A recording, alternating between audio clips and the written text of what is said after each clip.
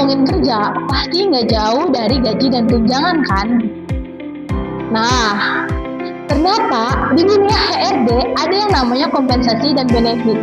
Di sini saya akan menjelasin apa itu kompensasi dan benefit. Yuk kita simak videonya.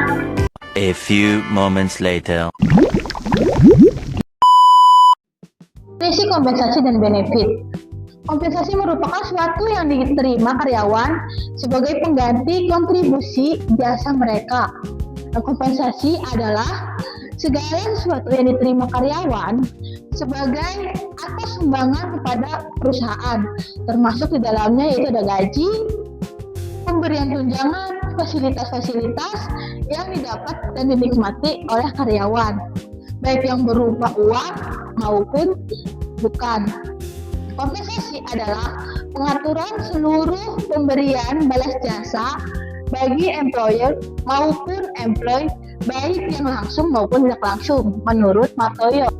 Sedangkan menurut Lizen Polpaxinambela, kompensasi adalah total dari semua penghargaan yang diberikan pada pegawai sebagai imbalan atau jasa mereka yang diberikan kepada organisasi. Nah, sedangkan kompensasi adalah imbalan jasa yang diberikan oleh organisasi karena adanya hubungan kegiatan pekerjaan dan imbalan jasa yang diberikan langsung atau diterima oleh pegawai. Dan benefit itu sendiri adalah bentuk kompensasi yang tidak langsung diterima pegawai dalam bentuk materi, tetapi merupakan fasilitas dalam bentuk kesejahteraan yang diberikan oleh organisasi. Dan jenis kompensasi dan benefit itu ada dua, kompensasi langsung dan kompensasi tidak langsung. Kompensasi langsung itu sendiri adalah penghargaan atau ganjaran yang disebut gaji atau upah yang dibayar secara tetap berdasarkan tenggang waktu yang ditetapkan oleh organisasi. Sedangkan kompensasi tidak langsung adalah pemberian bagian keuntungan atau manfaat bagi para pekerja di luar gaji atau upah, dapat berupa uang atau barang.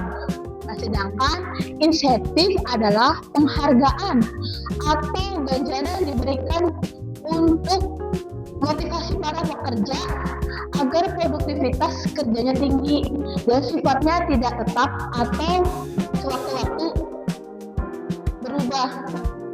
Jenis kompensasi dan benefit ini terbagi menjadi dua, yang tadi saya bilang finansial dan non finansial. Finansial sendiri yaitu langsung dan tidak langsung. Yang langsung yaitu adanya pembayaran pokok, gaji, upah, dan pembayaran prestasi, pembayaran insentif. Insentif di sini biasanya ada komisi atau orang yang bagiannya marketing itu biasa ada insentif atau bonus dan bagian keuntungan atau opsi saham. Dan pembayaran tertangguh atau tabungan hari tua, saham kumulatif. Sedangkan yang tidak langsung tunjangannya itu adalah proteksi, adanya asuransi, pesangon, sekolah anak, dan pensiun. Komisi keluar jam kerja, adanya lembur, hari besar, atau pada hari lebaran Idul Fitri, libur panjang, cuti, sakit, cuti hamil, dan fasilitas, punya rumah, biaya pindah, dan kendaraan. Adanya non finansial, di antaranya adalah karir dan lingkungan kerja.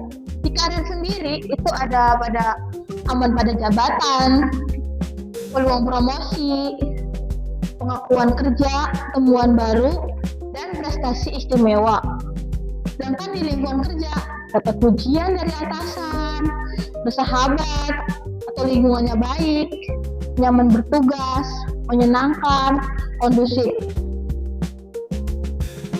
Setelah saya tadi menjelaskan apa itu kompensasi dan benefit dan jenis-jenisnya, sekarang saya akan sedikit menjelaskan tentang contoh dari non-finansial, yaitu adanya THR.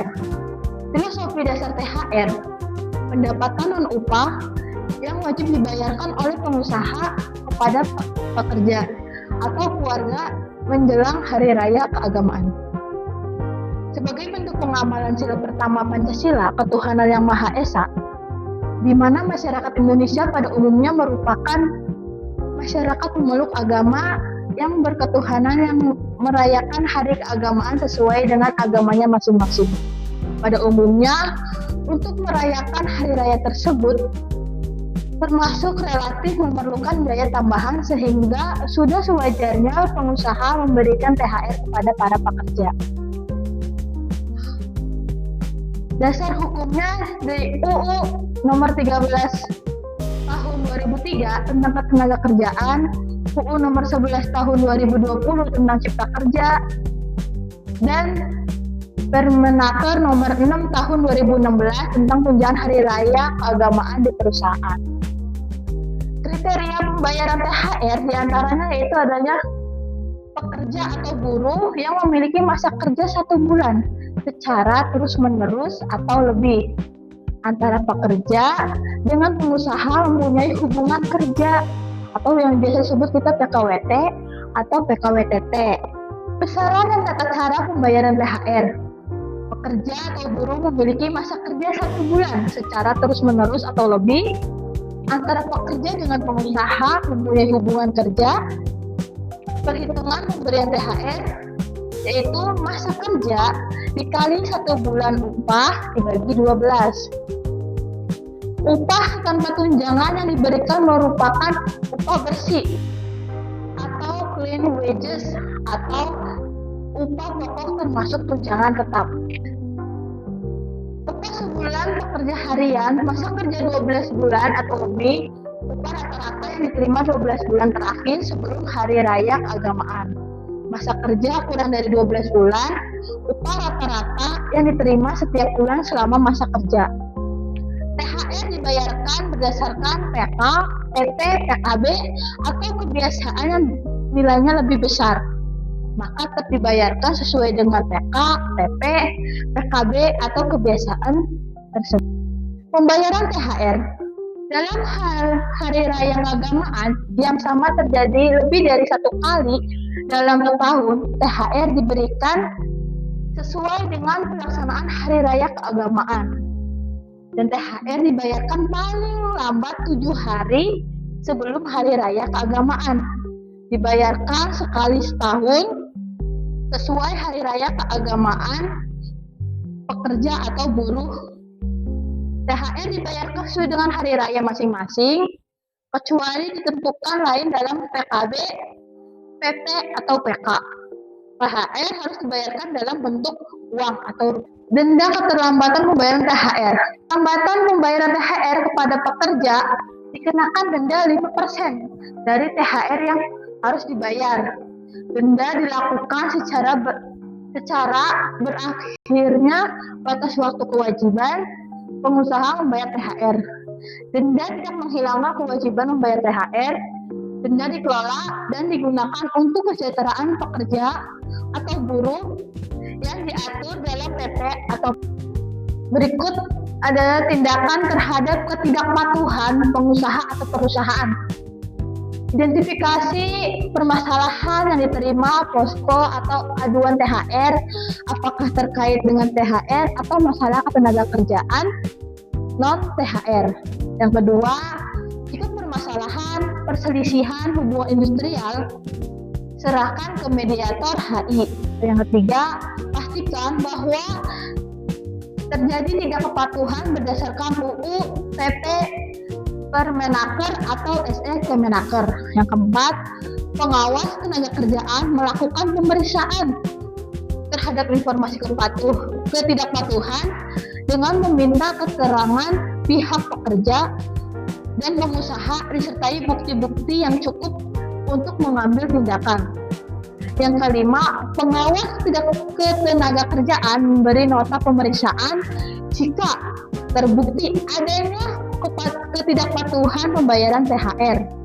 Dan yang keenam, setelah diberikan nota pemeriksaan 1 dan 2 dengan batas waktu yang cukup, maka dapat dikenakan denda dan rekomendasi pengenaan sanksi administratif dan denda keterlambatan tersebut. Nah, adanya peran pengawas tenaga kerjaan dalam penegakan hukum terkait THR.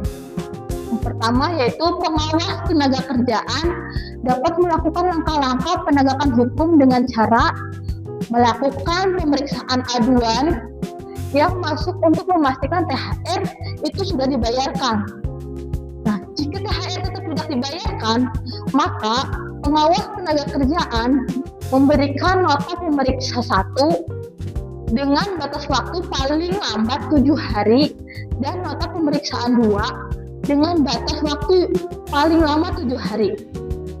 Apabila nota pemeriksaan 2 juga tidak dilaksanakan, maka dapat dikenakan denda 5% dan diberikan rekomendasi pengenaan sanksi administratif pada pejabat yang berwenang. Yang kedua yaitu mengkoordinasi pelaksanaan pengenaan sanksi administrasi kepada pejabat yang berwenang. Terima kasih sudah menyaksikan. Semoga bermanfaat. Saya Fitri Anggraini, izin undur diri. Wassalamualaikum warahmatullahi wabarakatuh. Sampai jumpa.